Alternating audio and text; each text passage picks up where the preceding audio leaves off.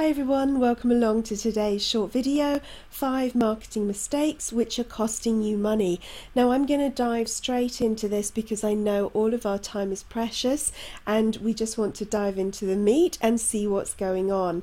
Now when I go through these you're probably going to think, well, I've heard these before, but the question is, are you 100% sure that you're actually doing them, because they are going to make a huge difference to your business.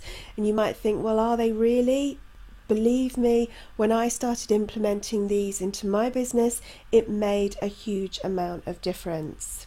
So the first one is not building a mailing list. For a long time I thought this was too expensive, too complicated, I couldn't be bothered, and it's one of the biggest regrets that I have in all of my different sites. My marketing site, obviously AlisonMwood.com, but also the sites I've built around crafts, about homewares, around pets. You will make more sales through your mailing list, and that is simply because your audience gets to know you, they get to trust you, they hear from you regularly, which is very different than them just arriving cold on your website. Also, it is not expensive to set up a mailing list. You can use MailChimp, which is free for up to 2,000 subscribers, and it's going to take you a little time to get to 2,000 subscribers. So start out with that, and by the time you get to those 2,000, you will realize the power of having a mailing list. I've got lots of resources about this, so you can always head over and have a look on my site if you want to. The second mistake is, if you are building a mailing list, do you have your opt-in form on a standalone page on your website? Yes, you might have an opt-in form, which is basically just this box that you can see in front of you where people put their first name and their email address in to sign up. So you might have an opt-in form at the top of your site, on your sidebar. All those things are fantastic. You want to get in front of as many people as you can. Sometimes even at the bottom of blog posts is another good place to put it. But also, it's vitally important to have it on a standalone page. Mine is just under my free stuff menu tab in my menu that you can see there. But you can see that on this standalone page there is nothing else. There are no other distractions. So when they arrive here, they see what they're going to get. And then they make the decision. Some people will click away, but more often than not, because it's in front of them, they don't have to search around for it, they're more likely to sign up. Whereas if you're on social media and you send people and you say, oh, pop over and sign up to my newsletter, if they've got to look around on your homepage, it might be really apparent, but sometimes you know what it's like when you arrive at a new site. It's difficult to kind of acclimatize yourself to that site. It's completely new to you, and what is apparent to us when we're adding that opt-in form is not always apparent to your visitor. So when you're on social media, when you're on a forum, when you're in a guest post and you put a link to your newsletter, always have it on a standalone page on your website. That can make a huge difference to your opt-in numbers, so make sure that you've done that one. The third mistake you can make in your marketing is not blogging.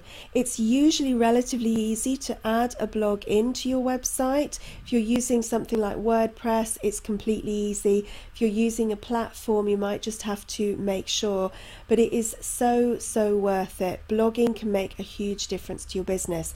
Even if you don't do it that frequently, even if you only put out a post or two a month, you're still making a big difference to your website, and here's why. First of all, a blog adds fresh, regular content to your site. So even if you just have a static website, which means it just has a fixed number of pages, yes, that's good. You're out there on the internet. Hopefully your SEO, search engine optimization in the background, is good. But a blog just takes it to a whole new level. It adds that fresh, regular content, which Google and the other search engines love. Therefore, they will crawl your site more regularly, and that will really help you to rank in the search engines. Number 2, the more you write, you're including keywords. Even if you don't do any research on keywords, you are naturally adding them because you're writing about topics related to your business. Say, for example, you had a pet website, you're probably writing about dog care, cat care, dog training, looking after your rabbit, feeding your rabbit. Those are all keywords. You don't have to necessarily have gone out there and searched and found which are the most competitive keywords and which you're going to rank for best. Just by naturally including them in your blog post, that is going to help you to get found on Google. Number 3, blogging builds a relationship with your audience. They get to know more about you, and people don't just buy from companies, they buy from people. They like to know, they like to feel that, they know a little bit more about you, and your writing, all the videos that you create brings that more about. And remember, blog posts don't always have to be massive long things of text. You can just put a short bit of text, lots of images. You could even do videos if you prefer videos like this. So there's lots of different ways of going about blogging. Number 4, and probably one of the most important things, it builds trust with your audience. You're writing about a topic you know well, and you're positioning yourself as an expert, and that can really help to make sales. So if you're not blogging yet, come on, get started. Number 4, not making the most of social media. Now, I know what this is like. Sometimes social media can feel like a massive chore. But honestly, what else is there out there that can bring traffic to you for free? Even with the changes in the algorithms in Facebook, it's still a great way to connect with other people. Get into some Facebook groups, start interacting in there. Maybe even set up a Facebook group of your own. The good thing about groups is that once people have liked them, they always show up in their timelines, whereas pages don't always do that. So it's well worth using social media. Also, if you don't particularly like Facebook, but you love Pinterest, or you love Instagram, or you love having conversations on Twitter, or you like the business-to-business element of LinkedIn, go with that. You don't have to necessarily do everything. Obviously, the wider you spread your net in terms of new people to come across, then that's good. You can obviously recycle content, but if you really hate a platform, don't use it. Use the ones that you love. But there is not much more out there that can bring you the level of traffic that social media can.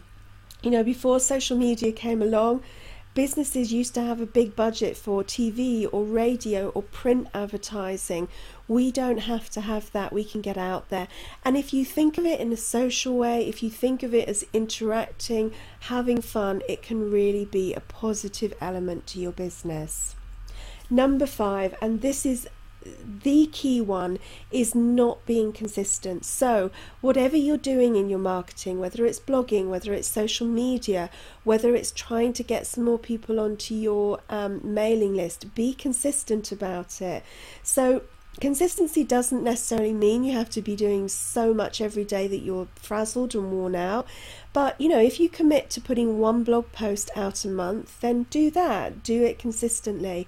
Try and be consistent on social media. Do an update every day if you can, or at least a couple of times a week, so people know that you are there and you're updating your page and they learn more about you as you're going along. If you want to get more people onto your mailing list, you're going to have to mention it in different places. You're going to have to put different opt-in forms, maybe, as I said, at the bottom of your blog post or in your sidebar. You're going to have to go into groups, and maybe you've got a great giveaway for your newsletter sign up. You talk about it in there.